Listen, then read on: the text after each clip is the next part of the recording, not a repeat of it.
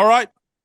Welcome, Gate 14 podcast. We are now joined by a very special guest, the skipper, the manager of the wagon, first place in the AL East, Toronto Blue Jays, John Schneider.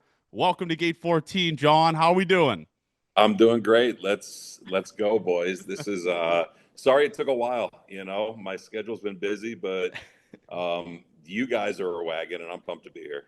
Hey, That's it. rightfully so, John. I get you being busy. I mean, you're the most popular man in Canada right now. You're the manager of the best team, one of the best teams in baseball. So I get it. I told you I'd do this podcast at 2 a.m. if I had to. I don't give a You did. shit. The people needed you on the show. Hey, I'm like seriously, you guys have no idea like my family's reaction to you guys like when you're streaming during games. I don't really get on social media a lot, but I get a lot of feedback from my family. And it's my two brothers back home in New Jersey. They are the biggest fans of you guys. So I couldn't wait to come on here.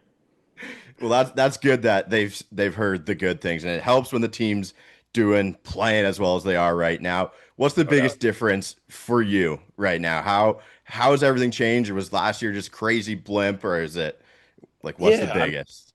I mean, we've been good for like 4 or 5 years, and I think last year just did not go our way. Health, performance, everything kind of just didn't break our way. And you go into this year, it's a lot of the same guys, it's a lot of the same dudes. And um, Bo, Vlad, George, Kirky, Varsh, they've all kind of gotten to where we expected them to be. And it's just been game changer. And then this is the most depth we've ever had. This is, I mean, up and down. I mean, we're talking 16 guys deep, position player wise, that come up and help and are not afraid to just get after it, and everyone kind of buying into just being who they are. And it's a different guy every day. So that's kind of been our MO. Our clubhouse is it's electric every single day, and we never feel like we're out of a game. So it took a lot of work. It was kind of deliberate for me and the staff. A lot of conversations with the players in the off season, but they've just been awesome. This is the tightest group I've ever been around. Um, that's kind of the difference. And then you throw in Max Scherzer and like a couple of these characters. It's a fun group to be around every single day. And how awesome is it for you as a manager to essentially any single button you press in the lineup, guys rake? I mean, you got Miles Straw looking like goddamn Barry Bonds yesterday with two moon bombs. Like, how awesome is it for you to where whoever you put in that lineup, one, they're going to grind their asses off, and two, they're going to put on kind of a show for the Rogers Center faithful no matter what. It's every manager's dream. Seriously, it's in the world of information and right left splits and this and that. We have guys that can just go be themselves. I had the shortest meeting of my short managerial career in spring training on the first day, and I said, everyone in this room, I just want you to be you and help us win however you can. Don't try to be anything you're not. And I'm guessing it worked, or I'm guessing they heard it because I mean, they don't really care what situation it is. And then as it happens, they kind of get tighter. They kind of get tighter. And it's just like under the radar guys, Miles, Heineman, Lucas, Barger coming up. It's crazy. I look good because the players have bought into the way we go about it, and they prepare their asses off, and a lot of credit goes to the coaches. You talked about Max Scherzer. I had a nice little theory that he might have bullied you guys into the eighth inning the other day. How do you say no to a guy like that if he's like, "Hey, I'm gonna go again." The funny thing about Max is we've all seen him light up managers of the man when they come out to take him out, and we talk about it, and I'm like, all right, dude, how do I avoid this? So he's like, just talk to me. So every day before he starts, he comes in. He's like, this is what I'm thinking. This is what I'm feeling. I know it's your call, but this is kind of this is where I think I can get to. And if I say I'm good, I'm good. Meaning, like if I go back out, I'm going to finish the inning. Uh, so the other day he comes in after the seventh and he said, "Hey, I feel strong." And I said, "Max, you look great, dude. Yeah, like." And so I sent Pete into the tunnel and I said, "Just tell him he's got one hitter and I'm giving it to Little."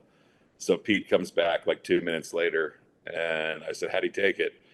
And he goes, "He kind of understood it, but he said he feels really good." And I was like, all right, go back and tell him, like, hey, he's got one hitter and that's it. So he goes out, gives up a double to the 9-hole hitter, and then, take him out. The next day he comes in and he's like, you know what? Schneider there wasn't a wrong decision there. There wasn't a wrong decision. I get it. It was the 8th inning, first time in the 8th. He's just like hyper aware of everything. And at the beginning of the season, he goes, I'm the easiest guy to manage. And I said, bullshit, Max. No, you're not. Like, no chance. And but he just comes in. He comes into my office every day for like anywhere between 10 and 45 minutes and just talk shop. And it's been awesome. Yeah, he kind of reminds you of me back in the day, with my community college, because I remember I have one instance in my head, and I hope my old coach listening to this. Our team was getting shit pumped, like losing by a ton, and I'd always go into his office like after series when we'd get back. And I remember one time I sat in his office, and I'm like, man, that wasn't great. He looked at me and said, Johnny, get the fuck out of here. And I never did it again. But speaking about Max Scherzer, how awesome is that? To kind of have a guy to mentor like the younger guys. We saw it with Bowden. We saw it with all that type of stuff. Is it hard for Pistol Pete to kind of have another alpha in that pitcher's room? Because I mean, Pistol is kind of the dog. Pistol's the guy. He's my guy. I lean on him a lot. But Matt, the funny thing about Max is he wants people to tell him that he sucks. You know what I mean? He wants coaches to challenge him.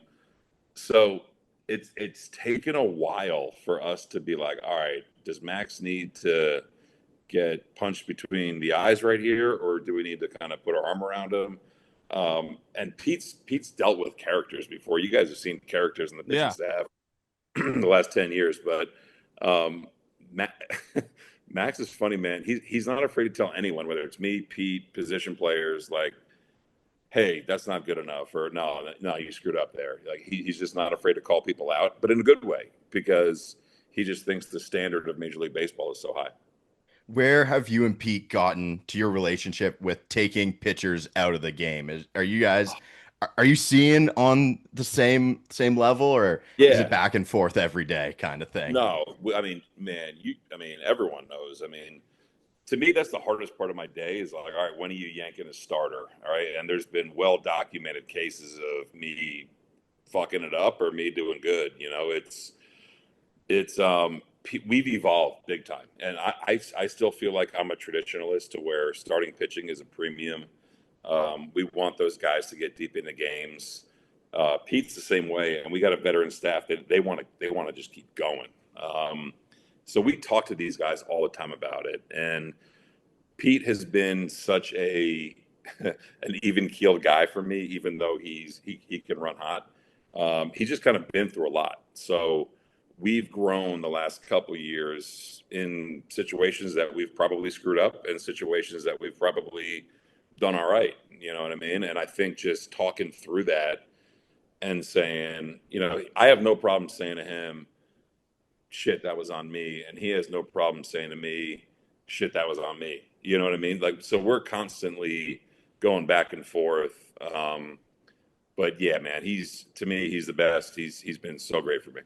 And what is it like in terms of like the replay review? I tweeted it today, like we might have the greatest replay review room in the city and probably the world, to be honest with you. I mean, today I have no idea how whoever, maybe you can shout out their names, saw that guy come off the base at fucking second base. But how does that process work? Like, how fast is it? Is it sometimes your inkling, or is it always what they're saying? All right, so I'm 1 for 2 on auto challenges this year, where there was one time it was clear, runner was safe at first, and I just said, yeah, challenge, he's safe. Another time, the other one was in LA, I think. The play at the plate, where it was the 8th inning, and I just said, fuck it, let's go. We got a crew chief. But Cheese, I'm not going to say his full name because he's known as Cheese. And if I said Anthony, which is his first name, he'd be mad. But this is his second full year, third year kind of in total doing it. And this dude grinds. I mean, he's looking at replays in the off season, like stuff that happened in years before. And like today, Heim hits the ball down the line. I'm like, all right, it's a double. Good throw, Lukey. All right, good try. Let's go, Hosey. Let's bail out of here. And DeMarlo goes challenge. And I was like, shit, man. All right, cool. And then we saw the one angle. and he wants to be good at it, which is that job sucks. You're stuck in a room for 3 hours. You have to be good with the computer and good with camera angles. And it's weird because you basically have 10 seconds, right? I hold up my hand, and then you got to get it in before one. DeMarlo always tells him 5 seconds. He says challenge or no. And you got to kind of, take your chances sometimes, but that is a hard job. And then MLB has all the time in the world to look at every different angle.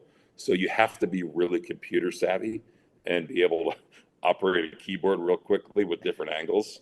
So big shout out to Cheese. He told me today that my managerial challenge record is at an all-time high. And, I said, great, man. I don't really keep track of it, but thank you. I picture him like the, I don't know if you remember the show Deal or No Deal. I had the banker in like the black room with like the black screen. And that's what I picture him, just like that, telling you to challenge shit. That's rock star stuff, because honestly, as a common fan, it's kind of just like a thankless job, to be honest. Like sometimes it's like, why the fuck would you challenge that? Sometimes it's like unbelievable job, but he gets no praise, no thanks. So it's awesome that we can kind of bring this to light, who it is. Yeah, big shout out to Cheese. It is. It's funny when I'm doing this and I can hear fans behind me. Should I challenge it? He's out. It's just like I mean, we don't know what angle we're looking at, right? We see what we see in real time. But it is a thankless job, and I will say this about Cheese, and I hope he sees this, or maybe he's watching right now. But Cheese is good at being shady, so so I think replay is a perfect job for him. How do you feel the spirit of the review when it's a guy's barely off the base after he's kind of been in safe? Because that's the one where it feels like, oh, that sucks. Good question, Abe. There's times where it's like, all right, the guy's blatantly safe, or even the play George had at third at home where he was like jumping up on the base. Oh, that one was so good. He was like testing out his ankle because he tweaked it a little bit. It's like, that's not even a play. There's a fine line to it, really, and you can expose it at times. I still think they should put in fair or foul in front of the umpire, like balls that are hit hard down the line. Yeah, I've been saying that to the league for a couple of years. I mean, they're not. I mean, who am I? But I mean, I think there's ways to make it better. But there's some pretty chippy plays that get overturned where it's just not really a competitive advantage. So technology is technology. that's fair. I have actually a recommendation for you, because I know umpires piss me off. I call them terrorists all the time. I know how like the international players have translators. I would like to be your translator, like beside you post game, to say things that you could get fined for, but I can't. So like if for example, Keegan, our guy, asks you a question about an umpire, you give him the conservative one, then they pass it over to me, and then I just let it fly. Like I could be that type of translator for you. I would welcome that with open arms, man. Like, name your salary. There. Oh man, umpiring's hard, right? Very hard. And I give them so much respect because it's a hard job. I hate when it affects the outcome of the game. But if you want to do it, man, I mean, you probably talk to Mark. Mark could be up in the 500 level. I'd love to do it. Mark, to do it. Let me let it rip right here and not get fined. I'm sure every manager would say the same thing. You have 10 career ejections, I think, as manager. Do you have? I think that's what I looked at. That's what Baseball Reference said. But do you have we won't say favorite one, the one, the one that you're like kind of proud of? You got your money's worth. Exactly. Yeah. A couple for sure. I got thrown out all the time in the minor leagues. Like I was a mess. I was a hothead.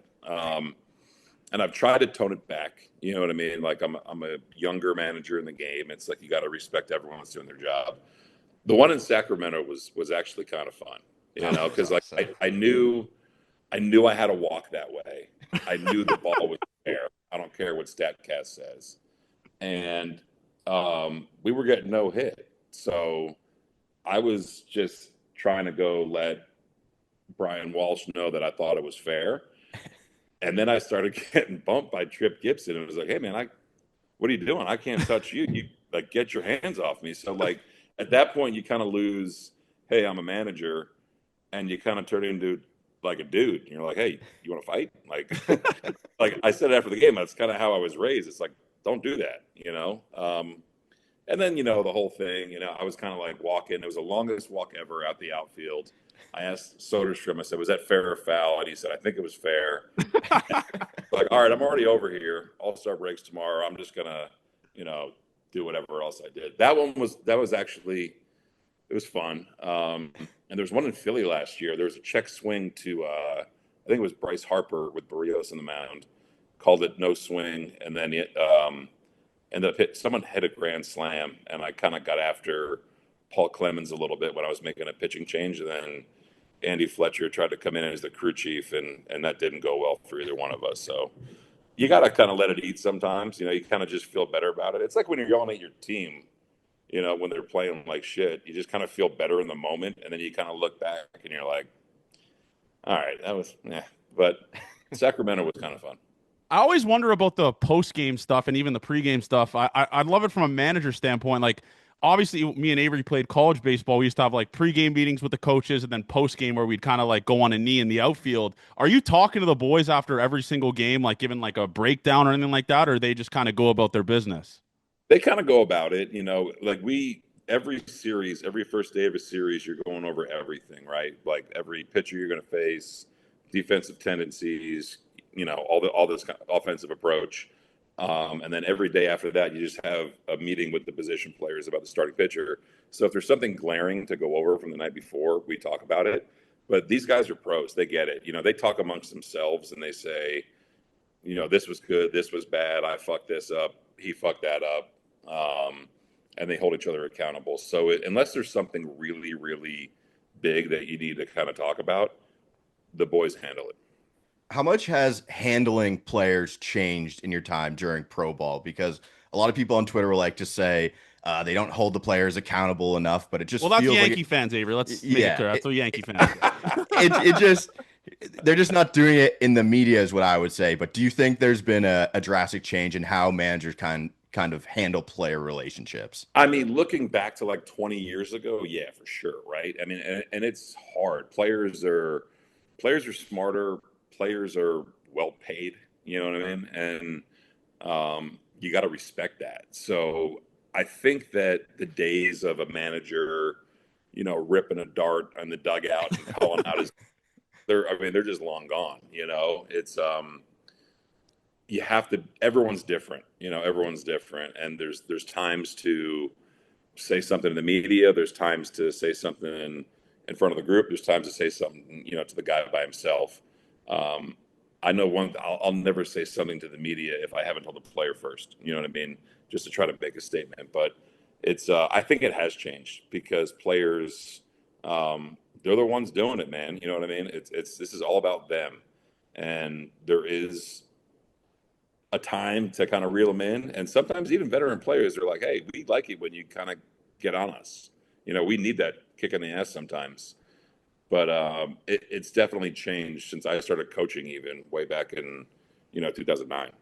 Yeah, and I wanted to talk about the coaching career a little bit. You got to kind of come up with Vlatty and Bo, and we are Vlatty guys. Maybe we got something cooking in the offseason with them. I don't know, wink, wink. But I'll pass it along. We got something. We're pretty close with like his family, like Ryan and those guys. So we got something going right. pretty good there. But do you have any funny or like awesome Vlatty stories coming up in the minors, or a moment where you're like, this guy is going to be a generational superstar talent for many years to come in the big leagues?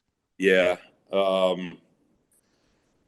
There's a couple. There's a couple that I can't say here. You know what I mean? Yeah.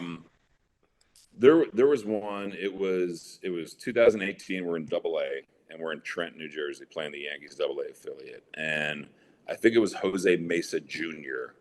pitching, and it was like 25 degrees Fahrenheit out. And Vlatty hits a ball off the batter's eye, and it's freezing cold. He comes in, whatever. I'm talking to him between innings, and the guy was throwing like 96, 97, top of the zone. And I said, how did you do that? And he said, oh, well, I took the first couple pitches and I saw the ball just had a little bit of carry, so I just told myself to hit on top of it.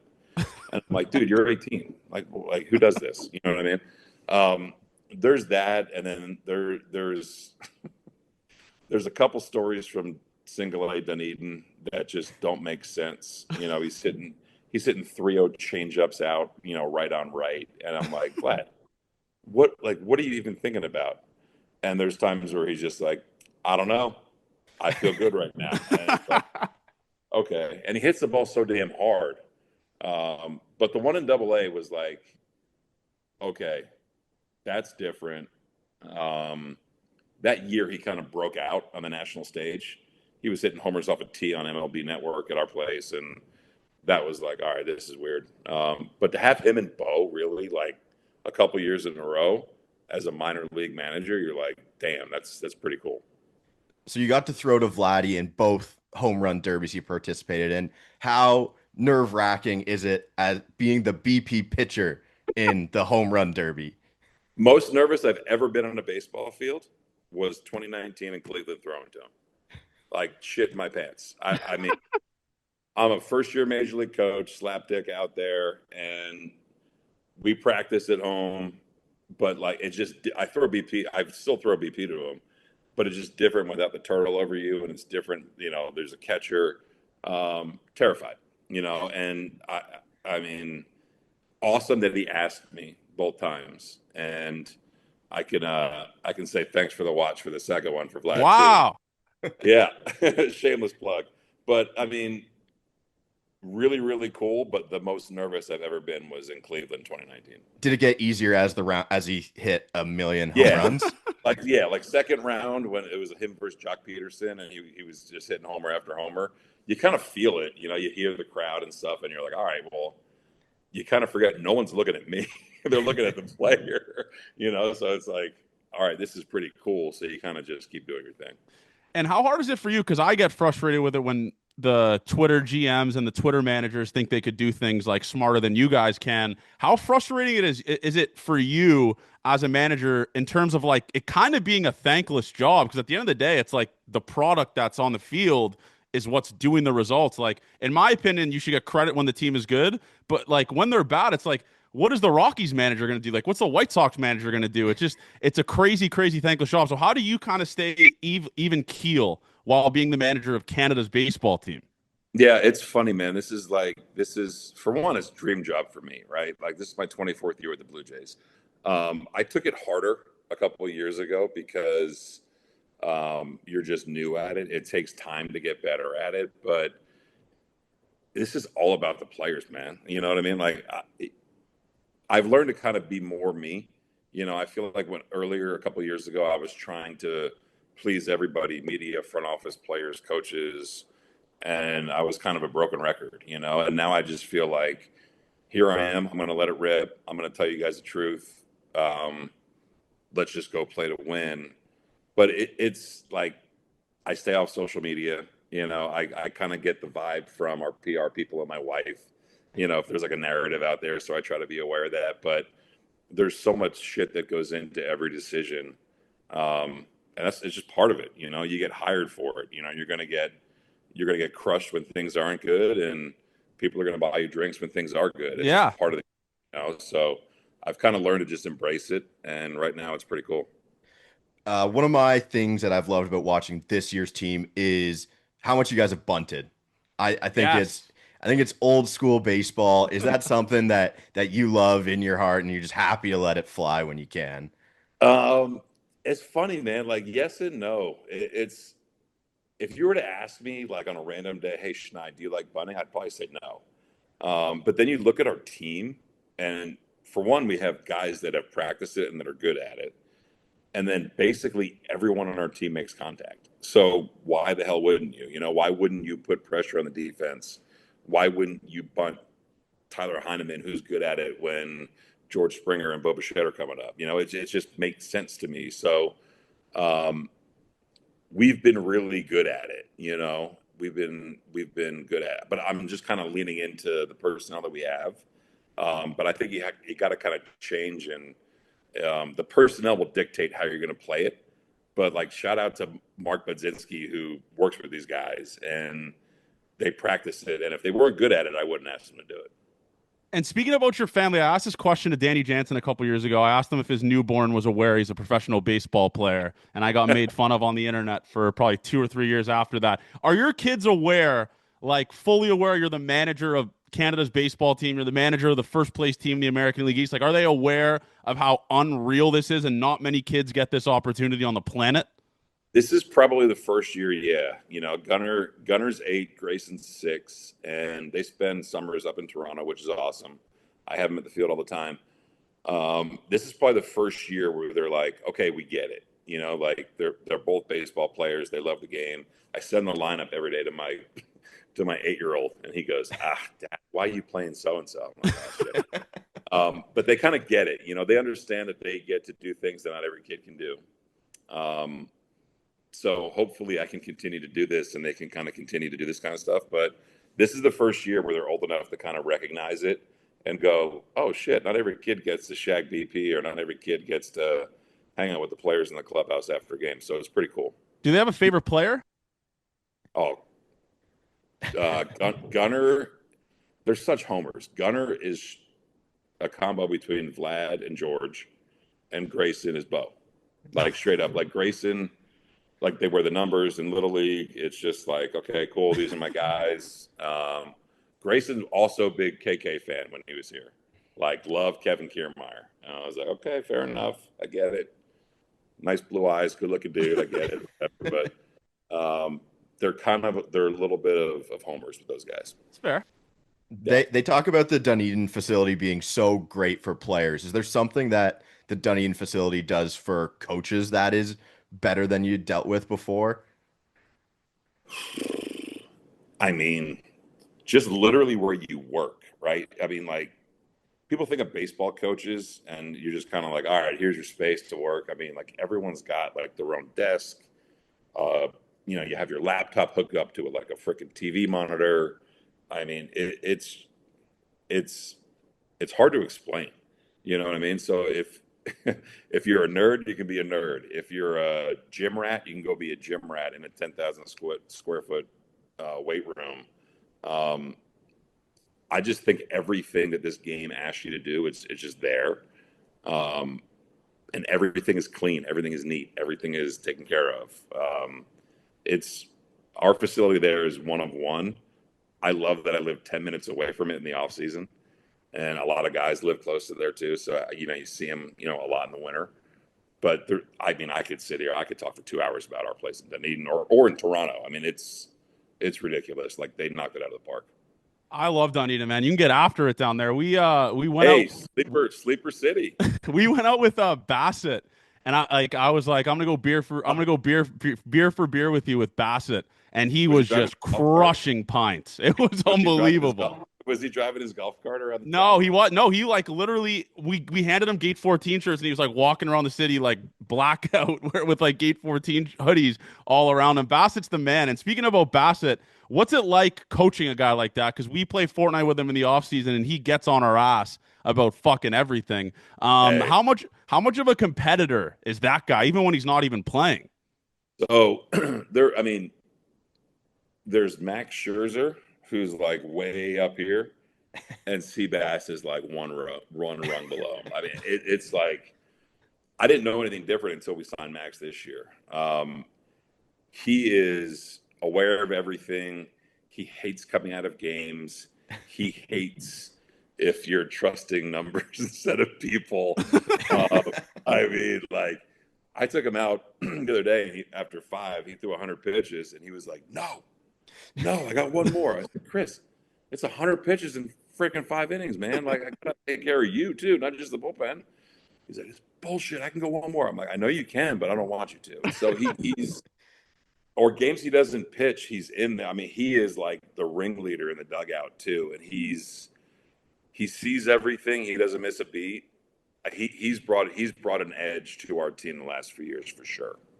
Is there anyone else who's kind of on your ass about moves like those two are, or they're just on their own level? Yeah, I feel like everyone is. Some people just don't say it as much. But I think everyone kind of plays manager. Everyone plays GM every single day. There's a few guys that'll fly by, after games or the next day, just kind of give me Vladdy's the face of the franchise now, so he'll give me kind of one of these every now and then. We'll sit down and talk shop. But Chris and Max, it feels like pitchers are always the ones that are bitching about something, But Chris and Max definitely set the standard. And speaking about like the feel versus analytics aspect, how much do you kind of focus on that? Because sometimes analytics will not want pitchers to go through the order 3-4 times, but if a guy's feeling it, how hard is it for you to kind of push back from what the feel aspect is and kind of let the analytics take over? Yeah, so it's a real thing, man. Like, again, there's been some well-documented decisions that I've made that have been like, what the fuck are you doing, Schneid, right? Like, I'm not afraid to lean into that. I get that. I think feel is a real thing. You have to watch in real time. And the more you do this job, the easier it gets to do that. So there is so much shit that goes into every single game that the average person doesn't know about. And it's cool that I think that I've gotten to a point to where I can pivot and do whatever I want right now. Not that I couldn't, it's just easier for me to do it now, to where I feel like when you're new at the job, it's like, yeah, man, like this is going to make sense. This makes sense. This makes sense. And then you end up kind of distancing yourself from players a little bit because they want to go, compete. So to me, baseball will always be a fine line of numbers and people. And at the end of the day, people are the ones that are out there performing. Do you get a lot more nervous managing compared to when you played? Yeah, because I was a dog shit player. Yeah, like there's nothing you can do. You know what I mean? Like, it's funny because like you have so much information, you prepare so much of so many different scenarios, and they play out. When I was playing, it was just like, all right, take your 0 for 3, get the pitcher through 6, and do your thing, But yeah, like because there's so much unknown, right? You can prepare the best you can, and the pitcher can go out and suck, or the pitcher can go out and shove, or you run into Nate Eovaldi. You know what I mean? It's like, all right, fuck, we didn't have it today. So yeah, it's way more stressful managing, and you kind of feel like you have no control over it. And whatever decisions you may make, you're just trying to put guys in the right spot. But at the end of the day, they got to go do it. You know what I mean? So it's way worse as a manager. Yeah. And Do you speaking miss about playing at all? Like, is there anything you miss about playing? God, no. I mean, it was like, I remember my last year playing in the minor leagues. Like, I remember stepping into the batter's box, telling the umpire and the catcher, like, first pitch, I'm like, hey, it's 0-2, right? I mean, between like injuries and like performance, it was just like, get me the fuck out of here. I'm ready to coach. Yeah, I was the same way. Speaking about the managerial decisions, obviously one of the biggest talking points right now is the six-man rotation. What are you going to do with that? We talked about it on the previous podcast. With how many off days you guys have coming up, it's going to be an impossible decision for you to make. Like, how much are you guys thinking about that right now? Do you guys have a decision close to coming? Like, what's your thought process? Because Shane Bieber looks nasty in AAA. Yeah. Awesome pickup getting Biebs, like Cy Young Award winner, right? So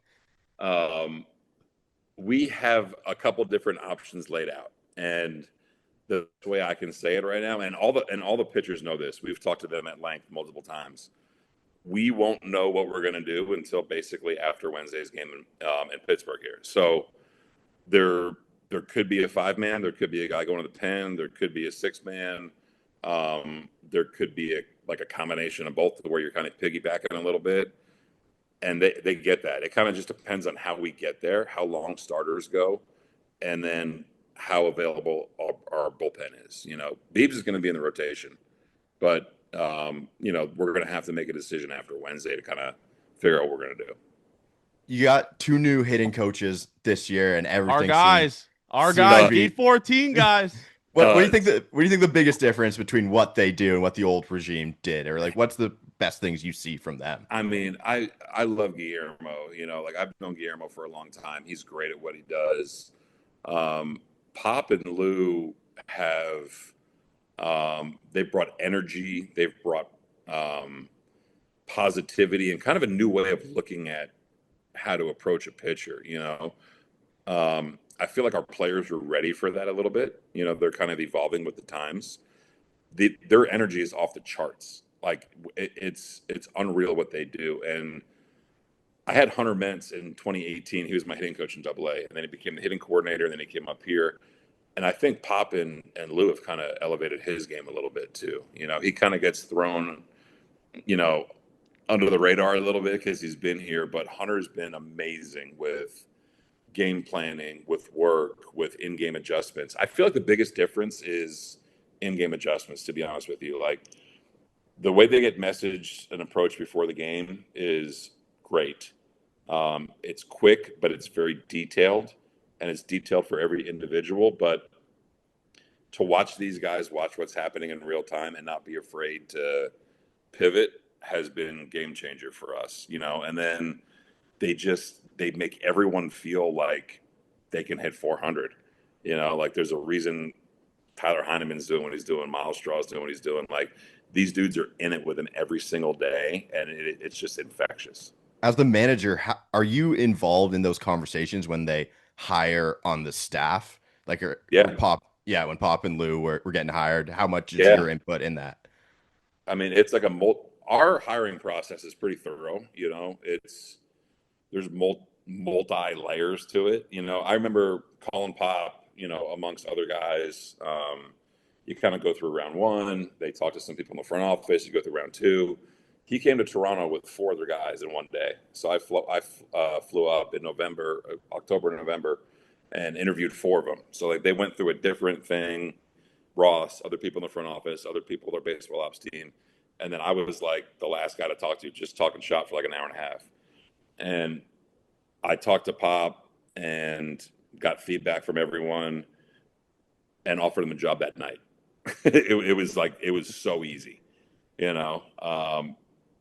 was that was the easiest hire I've ever done.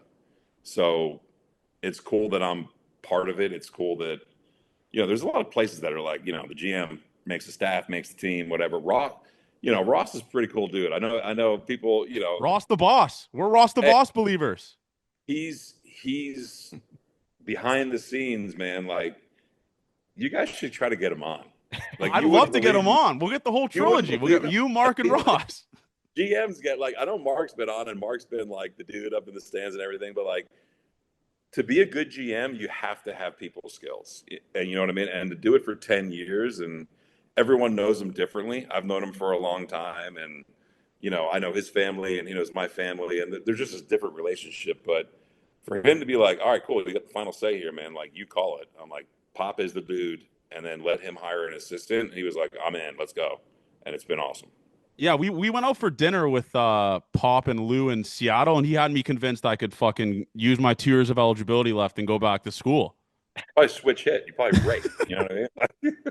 But speaking about Pop, I mean, what is like the energy they kind of bring? Are they celebrating with the boys when they, like after a bomb? Like, what are they like that's kind of different from what you've kind of experienced before? All right, so one of my favorite things to do after a game, like big hit, big homer, whatever, walk off, is I go back and I watch it on video and I watch our dugout. I watch the view from like the first base side and I look at everyone's reaction. And Pop and Lou are right in it. I mean, it is like they are standing in the batter's box with them. So when it happens, it's like it's unbelievable. You know what I mean? So they're right there, and like they're in there in the clubhouse. They're talking shop. They're playing cards, but like the real shit is in the cage, like batting cage in the big leagues. Like, I mean, you're grinding. You know what I mean? And there's like some secrets being told, and there's some shit being said. And I think they're just really good at that, and they're really good at kind of carrying that into the dugout. The other person on the staff, how much does Don Mattingly talk about the glory days? Donnie's such a beauty. Yep. All right, Donnie. All right, first of all, when I hired Donnie in 23, he was my favorite player growing up. I grew up in New Jersey, and Donnie Baseball was the dude. I had the Hitman poster in my bedroom, right? So I hire him, and I quickly found out he's just a dude, right? He's just a dude. He sees the game differently than everybody else, and sometimes he's so good, it's hard for him to explain it to the common folk. You know what I mean? He actually doesn't talk about the glory days that much. Oh, like, come on. but it is crazy. Like, we just got to the hotel here, Bus pulls up, and there's like 15 people with Yankees stuff waiting for Donnie off the bus. And I can't imagine what it's like to be him, but he's still doing it because he's kind of evolved. But there have been some amazing stories at about 11:30, 12 o'clock in the clubhouse after a game that people should be privy to. Speaking about the crowd, man, we were there on Tuesday for Gate 14 night, and it was bananas. It was the most loud I've seen the Rogers Center in such a long time. Have you got a chance to kind of step back and just take in how bananas and how insane this is for a Monday, Tuesday game to get 43,000 people, and it's the loudest ballpark on the planet? It's unbelievable. I try to, seriously. The Friday night, we come back in the eighth, and then Hoff comes in. It's fucking electric. You know what I mean? It was fucking electric. I try to, in those moments, take it in. You know what I mean? And say, damn, this is cool. I remember talking to Pete. This is probably like maybe 2 weeks ago at home. And you hear the crowd. And I kind of looked at him. I said, this is getting pretty fucking cool. He goes, uh-huh. So you can kind of feel it. And he was here 15, 16, all that kind of stuff. But, I mean, it is – what a place, man. Like, it is – it's so funny to hear visiting players talk about it and visiting managers talk about it. Like, you get to this time of the year and you're playing well and you get to the postseason in Toronto, it's a real thing, man. Like, the fans are amazing. The fact that we've had the number that we've had every freaking day, it's players fucking love it. Like, we feel it. You know what I mean? It's a real thing. So you try to enjoy it when it gets real loud and just know that it's not that normal. One of my favorite things you do is go out for an injury every single time as you're not the training. Like what do you possibly say? Every time. I don't go every time. Okay. Most of the time we see you out there. You got anything good to say to the guys when they're hurting? Scope into your fucking. That's so great. All right, so I have this joke with the guys. All right, so there's a group of players on the team that get days off, and there's a group of players that gets benched. So if you're in the group that gets benched, I'm not fucking going out if you foul ball off your foot. But if you're in the group that gets days off, I'm gonna go check on you just out of common courtesy, So you got to make sure they're okay. Like today, George fouls the ball off his shit and hop right back up. And it's like, all right, you're fine. But you got to kind of put on the little song and dance if Vlatty, hobbling around or Bo is hobbling around a little bit. You got to go out and kind of give him a little bit of love. But I always feel awkward, and I always try to raise Jose Ministral back in, and I usually win. Speaking about like off-field stuff, one of the funniest ongoing jokes on Twitter that I've kind of run with is the outfits that they give you for night mode games. You got a fucking red undershirt, baby blue hat on. Does your wife look at that fit and go, what the fuck is he wearing? Yes. She's like, yo, when she gets pissed at me, she's like, Schneids. She calls me Schneids. She goes, Schneids, why the fuck are you wearing the blue thing with the red? Just wear a black sweatshirt. And I'm like, this is literally what I have to wear. The day we had the baby blue hat and the red sleeves and the electric blue, it's just like, what am I doing right now? There's days you feel like a fucking clown. I think the City Connect is cool. The pants are so uncomfortable, by the way. The pants are just, I don't know if it's different material. They're sewn differently. Like they're brutal. And the red sleeves with the blue is just like, and it's I walk out of the nugget every day at City Connect days and I'm just like, fuck. What do you think you've gotten better at as your time as a manager? Because you're not the same guy as you were when you started, obviously. No, I think just talking to players and just giving my expectations to them. You need reps to do it. You know what I mean? As ready as you think you are, you need reps. You need to fuck things up. You need to make some things work, and you need to learn from it. So I just think just the way I communicate to the players, you know what I mean? And just not, if there's a shitty conversation you have to have with them, just have it, as opposed to beating around the bush a little bit and telling them what they want to hear. I think that's the biggest thing, and then just being able to dissect all the information you're given and just, making a decision in real time. And speaking about that, I would like we're not actors on here, but I would like a little scenario on what you would say if you were like DFAing me. Like, like what's the conversation you have with a player? Because it's probably the hardest part of the job. To let a player know like they're gone. Like the Chad Green conversation, I imagine a couple weeks ago was really tough to be had. But what is like kind of the? Do you follow a script or do you just go straight from the heart with it? Straight from the heart, because those conversations suck. You know what I mean? Because it's they're just people who are just like optioning Joey Loperfido the other day. Like he didn't deserve to get optioned. You know what I mean? I think literally he walked in and he was just like, yeah, and I was like, yeah. I was like, ugh. I was like, this is just kind of where we're at. But everyone's different. Like there's the guy, there's the guys that are like, here for a couple days. They come in, they pitch, you DFA him. Buddy Kennedy, great dude, Jersey guy, kind of knew it was coming. He knows he's out of options. Like, hey man, we're going to designate you. So for you to be like, hey Johnny, man, kind of, it's, matter of circumstance, roster crunch, so-and-so's coming back. We're going to designate you. We'd love to have you back in AAA. We'd love for you to stay here. We love what you bring to the club, but also want what's best for you and your career. So, we'll be in touch, but we just thanks for everything you did while you were here. It's kind of one of those, like, that's a little bit of a script, but like when you're around guys, like Greeny was tough. Joey sucked, there's those, like sending Schneid down early in the year, like that sucked. So everyone's a little bit different, but you got a little bit of a script. All right. How much do you get to follow what's going on in the minors, like as the major league guy? A lot, actually. Like we've got all sorts of email chains, Slack chains, this and that. There's some that I ignore blatantly because I don't have time for it. But there's like, certain players that you're a little bit more drawn to, obviously. And DeMarlo Hale does a really good job of being in touch with Casey, Candell. Shout out to Casey, 313. Yep. Buffalo, most wins in Buffalo history. Yep. And Eric Duncan, our field coordinator. So he keeps me in the loop big time, with guys that are kind of coming up and down. But you know what the prospects are doing for sure. You kind of follow them. Yeah, and we're Trey Savage guys. Obviously, we had him on right after he got drafted. I cannot wait. Right, he was on, right? Yeah, I cannot wait to see that dude pitch in the big leagues. But the last couple things that I have here, I wanted to talk about George Springer because the rejuvenation of that guy's career has been so sick to watch. And we always make jokes. We say you should go to Turkey, all this, all that, whatever. That's fair. But what has it been like watching? And by the way, if George Springer, what's the bet, Avery? Oh, it was like 110 weight runs created plus. Avery has to get the George Springer haircut if George Springer has a 110 weighted runs created plus or higher. So I mean, that, yeah. Get all the right, fucking scissors. Take the hat off. You have to do the spring. All right. First of all, you need way less on top. Yeah, well, that's what he's doing. We're gonna cut. We're gonna trim pieces like that.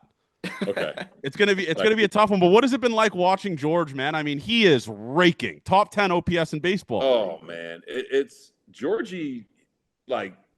Great career, right? And I think last year sucked for him. It sucked for us. And he kind of just looked himself in the mirror and said, you know what? I kind of let that get as bad as it did. And Pop and Lou have been game-changing for him. Just understanding kind of how his swing works and how to use. Georgie's 35. He's still jacked. He's a specimen still. You know what I mean? Like, yeah. And he's fast. So like there's some, I remember last year saying, and even this year saying, hey, there's some underlying stats that we really believe in George, and people are looking at me like I was crazy, but there's some stuff there where it's like his bat speed, all this kind of stuff was still there. To watch him do what he's doing and to play with the freedom he's playing with right now has been fucking phenomenal. And it's just been infectious to our whole team. Try to give the old man some days off DHing, I got to get him in the outfield here sooner or later, but just to watch him have the success, like, couldn't be happier for him because he's been through so much stuff, injuries, everything. He gets booed places. Georgie's a great dude, and he's a fucking hell of a baseball player. So to watch him do what he's doing has been amazing. As a minor league guy, where you started with the Blue Jays, do you have a favorite success story of a player that you manage kind of through the minors to see what they did? Honestly, yeah, I do. there's one dude that I think he just got DFA'd. John Birdie. Yep. He was, I know, one of Gibby's favorites too, and probably one of my all-time favorite players that I had in the minors, because I was his first manager in 2011 in Vancouver, and he gets drafted, I think, out of Bowling Green, and he's just like this grinder guy that doesn't give a shit about anything, and made himself into a big leaguer. I think that one stands out for sure. Bo and Vlad stand out just because, like, I mean, I just didn't screw him up. You know what I mean? But like being tasked with that, for a couple of years in the minor leagues was A, hard, and B, exciting. You know what I mean? So I'm just glad I didn't screw them up. But Birdie stands out to me to where it's just kind of like, all right, this guy was given nothing. No one expected anything out of him, and he made himself a big leaguer. Yeah, John Birdie rocks. I completely forgot he was actually here. But the last one I wanted to ask was, I got to ask you about the legend, the guy that we call Thick Jesus on this podcast, Alejandro Kirk. What is it like coaching that guy? Is he quiet? Is he just that guy on the team that, like, just he keeps to himself but just rakes? He's a unicorn. He's literally a unicorn. You can ask him the simplest question, and he'll answer with this, like, and you can ask him to do long division, and he'll kind of go, okay, I'll do the same thing. It's unbelievable that he is just so even keeled, and his skill set is just electric. You would never think when you look at that guy that he is who he is, right? Players love him. He's come a long way. He's gotten more outspoken and he's showing more emotion. But man, he is one of one. That's the best way I can say it. He is one of one, and I love that we have him. How much was the stolen base celebrated in the clubhouse? All right, so fun fact. So in 2022, I remember him and Jano had a bet, like a large bet, to see who can get the first stolen base in that year. And I remember Kirky took off. I think it was against Aaron Loop, who was pitching for Anaheim at the time, who was like 2 seconds to the plate. He had the bag, and somebody swung and fouled the ball off, and we were devastated. So, true story. I said it yesterday, Friday. Me and Bud were talking about him stealing a base on Friday before the game.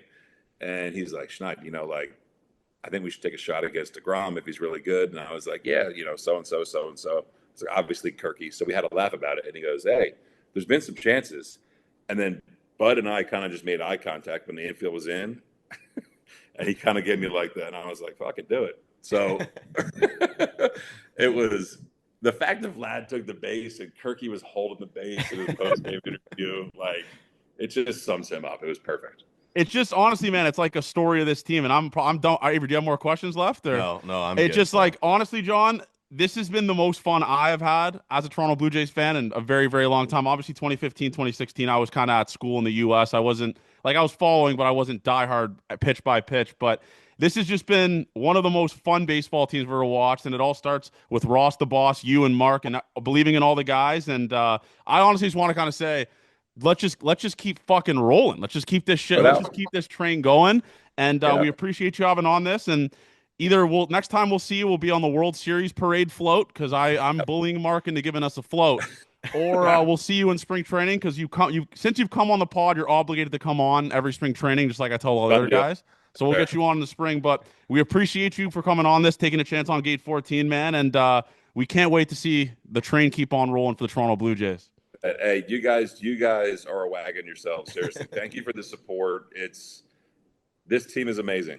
Every single one of them, man. Like, they're so much credit to those guys, man. Because I wish people could come into our clubhouse every day, because it's so fucking fun to be there, and it's hard to get to that point. But this is a special group, man. So thank you guys for the support, and we will definitely keep it rolling.